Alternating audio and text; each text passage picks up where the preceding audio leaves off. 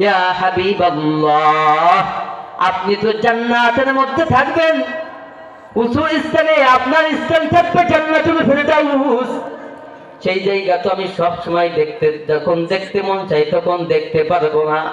ইয়া রাসূলুল্লাহ, এমন কোন আমল শিখায়া দেন যে আমাদের কারণে আপনি নবীর সঙ্গে আমি জান্নাতে থাকতে পারবো। আল্লাহ রাব্বুল আলামিন আয়াত নাযিল করলেন, মাইয়ুতিল্লাহ ওয়া রাসূলা ফাউলাইকা মা'আল্লাযীনা আন'আমা আল্লাহু আলাইহিম মিনান নাবিয়্যিনা ওয়াস সিদ্দীকিন ওয়াশ শুহাদা'i ওয়াস সালিহিন ওয়া হাসুনা উলাইকা রাফীকা। হে নবী, আপনি ওই সাহাবাকে জানায়া দেন, ওই সাহাবা যদি এতটুকু মহব্বত আর ভালোবাসা নিয়ে যেতে পারে, শুধু আপনি নবীর সঙ্গে একা না, আপনি নবী ছাড়া আরো 3 প্রকার মানুষের সঙ্গে তাকে জান্নাতে রাখবো। সুবহানাল্লাহ। রাসূলকে কত মহব্বত করেছেন, ভালোবাসতেন।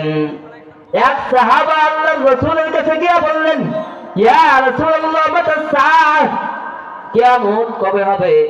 কিয়ামত সম্পর্কে আমাকে একটু বলেন। আল্লাহর রাসূল ডাক দিয়া বললেন, তুমি বারবার কেন কিয়ামতের কথা জিজ্ঞাসা করো? কিয়ামতের কি প্রস্তুতি গ্রহণ করেছো? সাহাবা ডাক দিয়া বললেন, ইয়া রাসূলুল্লাহ, কিয়ামতের তো কোনো প্রস্তুতি নাই, তাহলে তুমি কেন বারবার কিয়ামতের কথা জিজ্ঞাসা করো?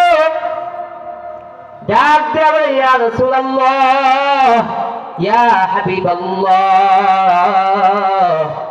দুনিয়ার জমিনে আমল তো আমি আবু বকরের মতো করতে পারি নাই, ওমরের মতো করতে পারি নাই, উসমানের মতো করতে পারি নাই, আলীর মতো করতে পারি নাই, কিন্তু ইয়া রাসূলুল্লাহ, আমার অন্তরের মধ্যে, আমার দিলের মধ্যে একটা জিনিস আছে, বড় জিনিস আছে।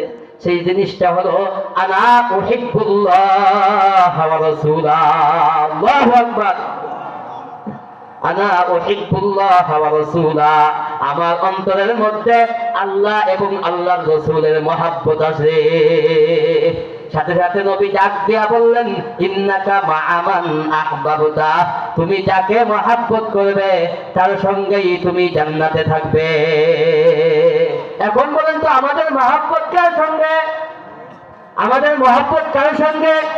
দুনিয়ার কোন নেতার সঙ্গে, কোন এমপির সঙ্গে, কোন ব্যক্তির সঙ্গে? এই মুসলমান মহব্বত করবে তো একমাত্র আল্লাহ এবং তার রাসূলকে।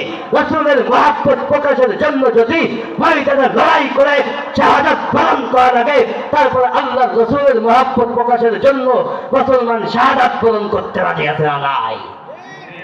বিশ্ব নবীর অপমানে যদি না কাটে তোমার মন, মুসলিম নাই মুনাফিক, তুমি নবীজির দুশমন। কথা বলেন ঠিক কিনা?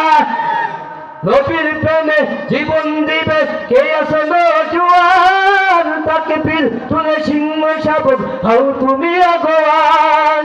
তোমার বুকে ইমানের বল, জবানে আল কোরআন, ভয়ে কাঁপে কাপুরুষ আর সব নরাধম শয়তান। তুমি সাচ্চা মুসলমান, ইমান তোমার ধন, নবীর বুকে জাগ্রত তুমি নির্ভীক পালোয়ান। কথা বলেন ঠিক কিনা? আল্লাহ আমাদেরকে কবুল করেন, রাসূলের মহব্বত এবং ইশক আমাদের অন্তরের মধ্যে সৃষ্টি করে দেন, এবং আমরা সকল চাই না রাসূলের সঙ্গে রাসূলের শাফায়াত কার কাছে? আল্লাহু আকবার। কারা কারা আমরা রাসূলের শাফায়াত চাই? আল্লাহ আমাদের রাসূলের মহব্বত আমাদের অন্তরের মধ্যে পয়দা করে দেন। আর কোন রাসূলের দুশমন, ইসলামের দুশমন, এই দেশে ইসলাম নিয়ে আমার রাসূলকে নিয়ে যারা কটূক্তি করবে, তাদের কোনো এই বাংলার জমিনে ছাড় দেওয়া হবে না। কথা বলেন ঠিক কিনা? এই ইসকন নামক যে শয়তান, যারা অগ্রবাদী জঙ্গি, এদের কোনো এদেশে তাদের কোনো জায়গা হবে না। কথা বলেন ঠিক কিনা? এদেশে যতদিন মাদ্রাসা থাকবে, মসজিদ থাকবে, কোরআন হাদিসের 10টা স্থান থাকবে, হক্কানি উলামা তুলামা থাকবে, দাওয়াত এবং তাবলীগের কাজ চালু থাকবে, ততদিন পর্যন্ত তাদের কার্যক্রম তারা সফল হতে পারবে না। কথা বলেন ঠিক কিনা?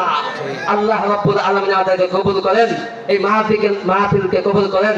যে আলোচনা আমি করলাম, আমাকে এবং আপনাদের সকলকে যেন মানতে পারি সেই তৌফিক দান করেন। আসসালামু আলাইকুম ওয়া রাহমাতুল্লাহি ওয়া বারাকাতুহু।